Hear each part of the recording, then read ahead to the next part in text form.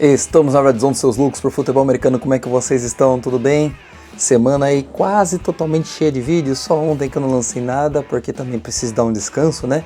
Mas, porém, todavia, sexta-feira estamos aqui para falar de mais um pouquinho de algumas notícias da NFL, mas também dar as previsões para os jogos desse Wild Card que começam amanhã, no sábado, dia 11 de janeiro. Estão preparados para o vídeo? Então deixem seu like, se inscrevam no canal, ative o sininho das notificações. Também não se esqueçam de deixar seus comentários com suas previsões, suas ideias, quem vai ganhar de quem vai para o Divisional Round, sobre as notícias lançadas aqui. Também compartilhe com seus amigos, onde quer que eles estejam, para que o vídeo e o canal possa crescer cada vez mais. O YouTube entenda que estamos crescendo e vai divulgar cada vez mais e mais aí pela plataforma. Já fizeram tudo isso? Estão prontos para o vídeo? Então vamos embora, solta a vinheta!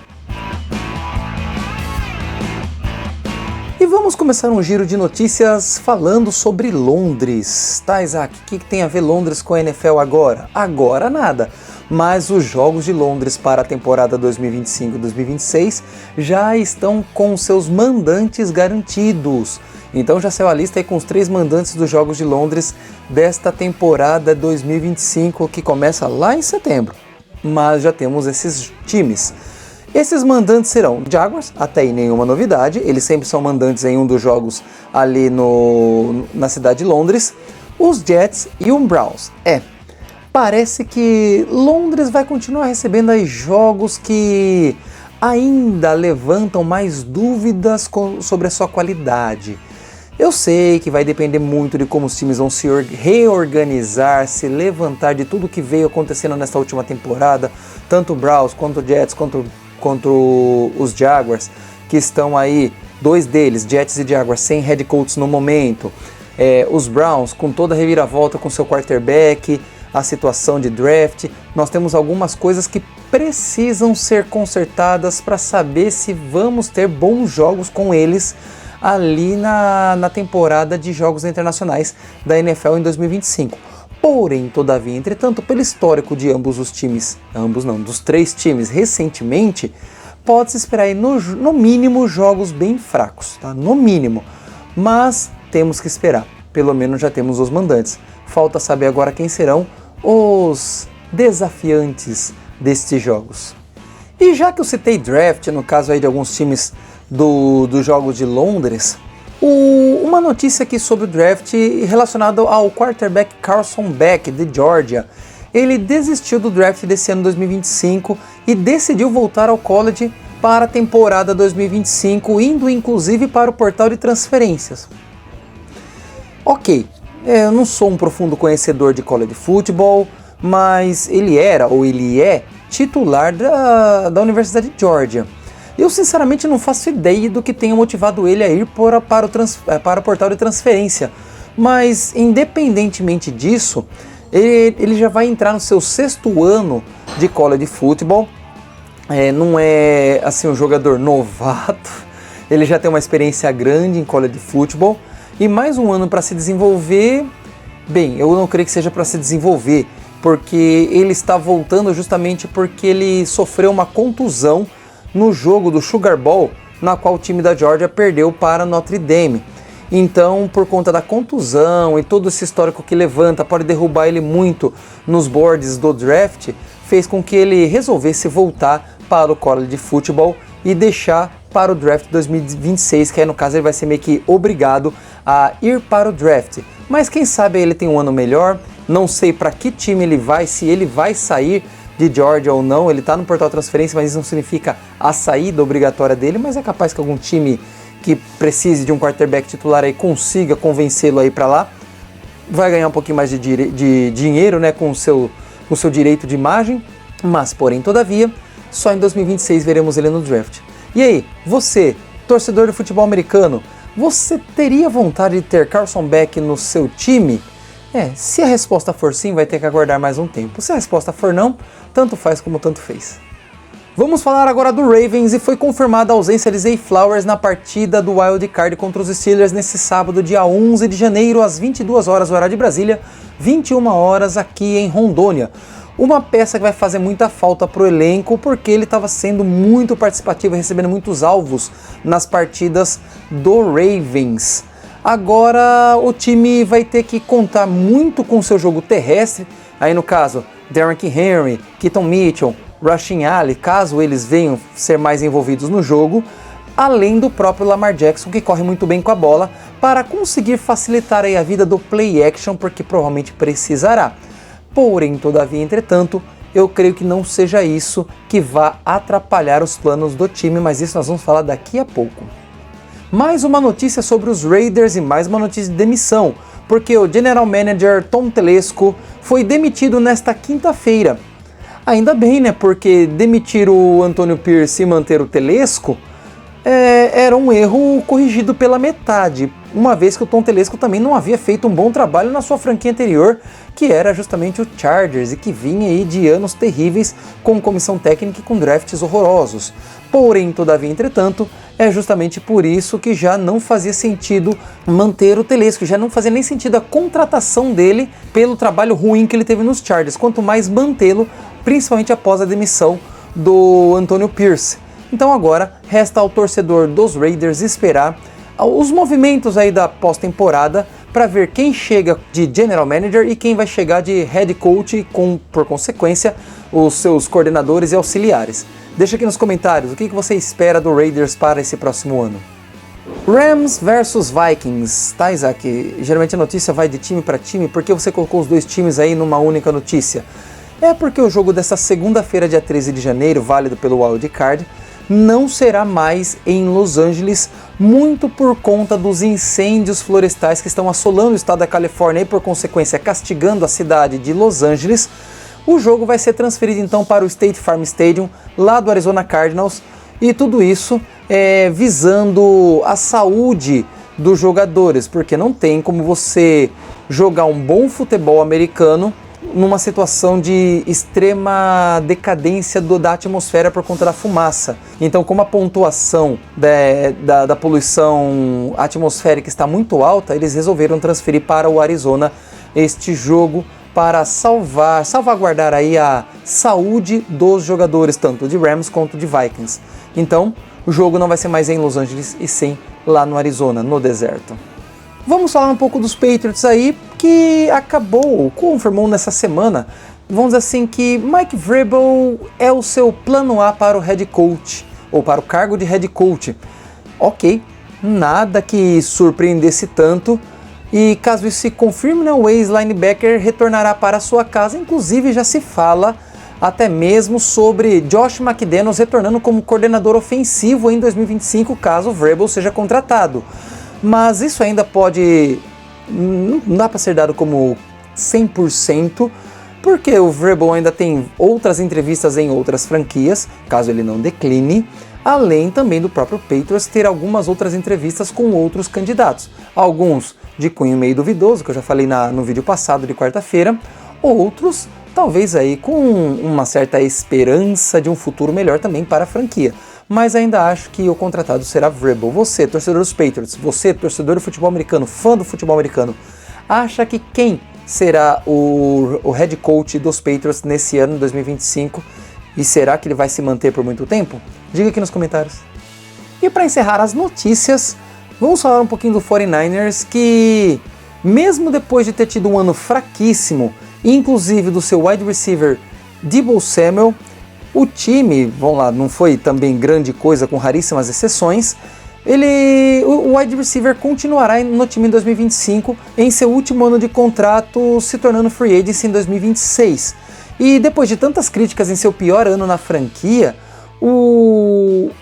acho que o torcedor esperava, no mínimo, uma troca por uma escolha alta de draft, aí, seja em 2025, principalmente se fosse em 2025, ou até mesmo em 2026.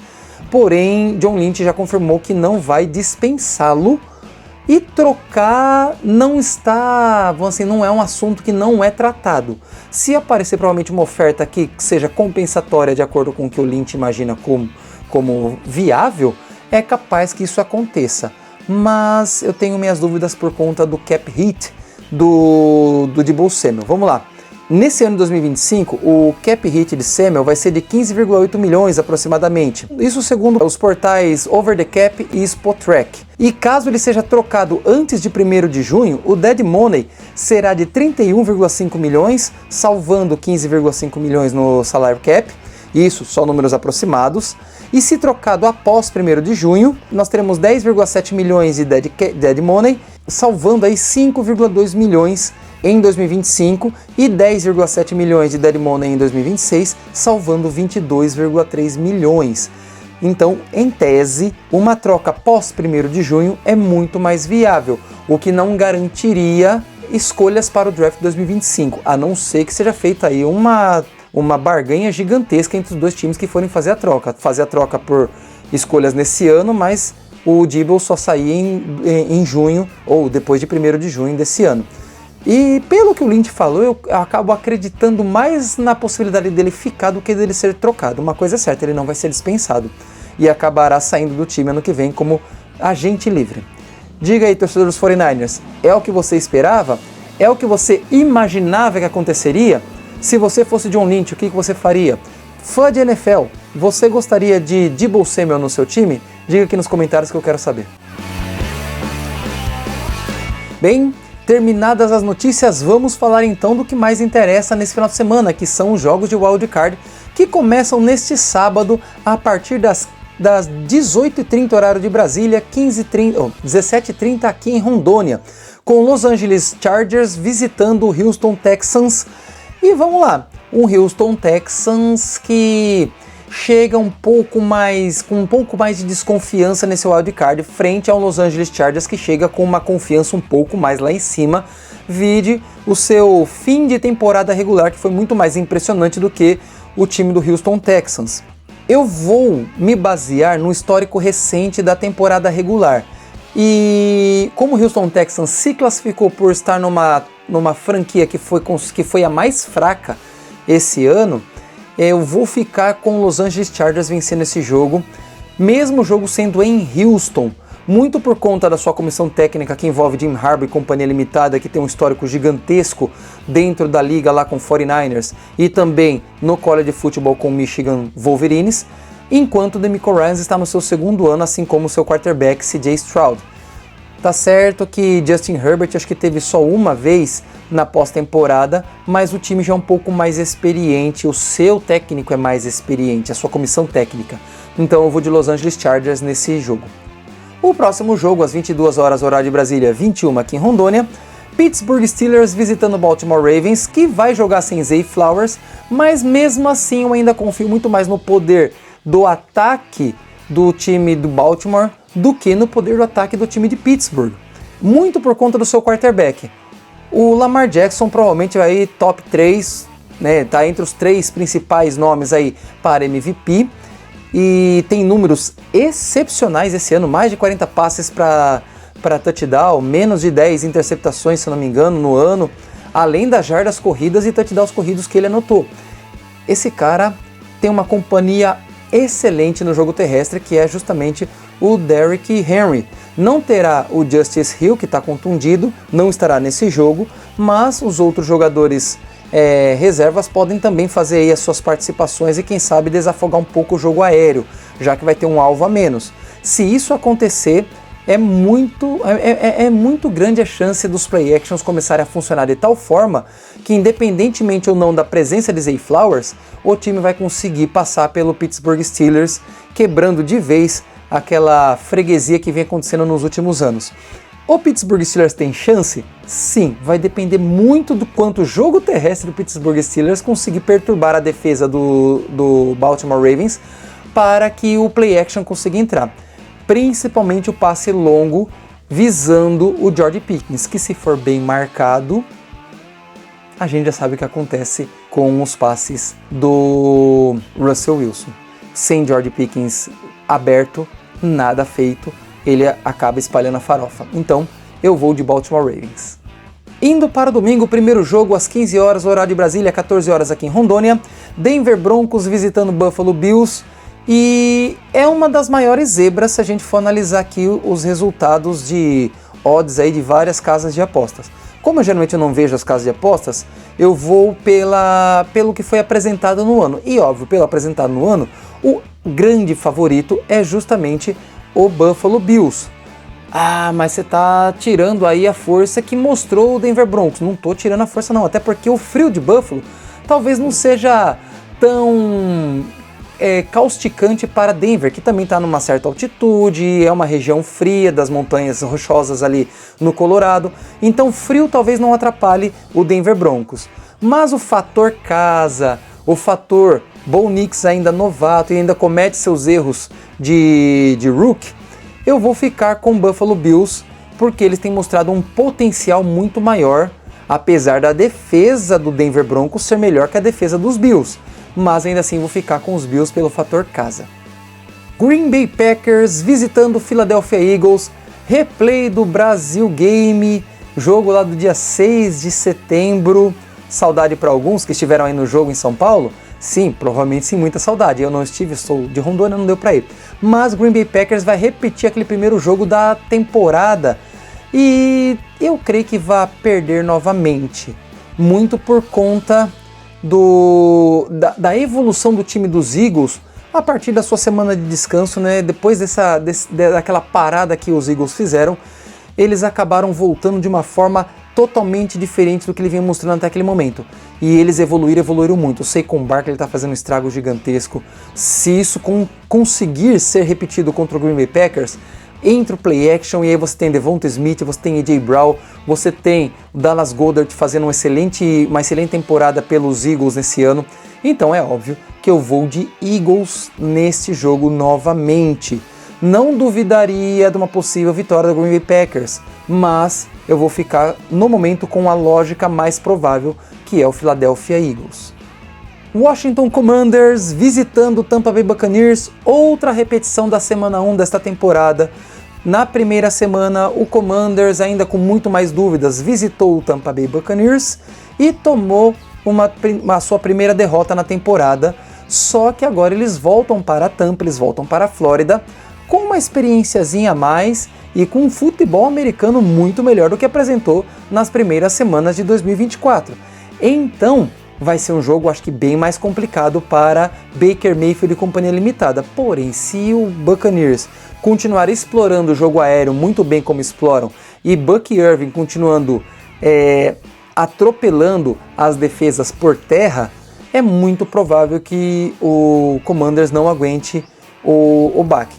A chave para o Commanders vencer esse jogo: conseguir uma grande pontuação já no primeiro e no segundo quarto, que é algo que eles vieram fazendo em alguns jogos nessa temporada. Se eles conseguirem isso, a chance de vitória contra o Buccaneers é gigantesca. Se eles não conseguirem, muito provavelmente o Buccaneers vai vencer esse jogo e eu vou ficar com a aposta no time da casa. Buccaneers vence o Commanders por conta do fator casa. E para encerrar a semana de Wild Card, Minnesota Vikings visitando Los Angeles Rams, só que não vai ser lá em Los Angeles o jogo, como já falei nos noticiários. O jogo foi transferido para o State Farm Stadium, lá em Glendale, no Arizona, a sede do Cardinals, por causa dos incêndios florestais que estão castigando ali a cidade de Los Angeles e dificultando a situação da qualidade da atmosfera na região. Então o jogo vai ser no Arizona, mas o mando é dos Rams. Os Vikings aí chegam com uma mancha na sua belíssima temporada regular. Pode ser que sim. Aquela derrota na semana 18 contra o Detroit Lions foi bem causticante. Dá uma ideia para o sistema defensivo dos Rams entender como estorvar a vida do Sam Darnold. Porém, todavia, entretanto, eu ainda vou ficar com a defesa do Minnesota Vikings, que consegue estorvar grandemente o adversário, principalmente o seu quarterback adversário. Eu vou então confiar na força tanto do ataque com o Sam Darnold, mesmo que ele seja um pouco mais fustigado nessa semana, mas vou ficar com a capacidade que essa defesa de Minnesota tem de estragar o jogo do adversário, já que esse ano o ataque dos Rams não tem sido assim tão forte, mostrou alguma força um pouco mais além do normal contra alguns times, como foi o caso do Buffalo Bills, mas não foi regra, foi exceção. e eu vou ficar com a exceção, vou ficar com a regra e eu vou de Minnesota Vikings nesse jogo. Esses serão os classificados para a próxima fase, que é o Divisional Round. Você, o que acha dessas previsões? Deixa aqui nos comentários que eu quero saber a sua opinião. Quem ganha, quem vence, por que ganha, por que vence. Eu quero saber o que você pensa de tudo isso. Bem, galera, esse foi o nosso vídeo com notícias e previsões para o Wild Card. Deixa seu like, se inscreva no canal se ainda não se inscreveu e seu comentário para que o YouTube entenda que vocês estão gostando dos vídeos. Esse foi o nosso vídeo, espero que vocês tenham gostado. Vamos embora para o touchdown. Valeu!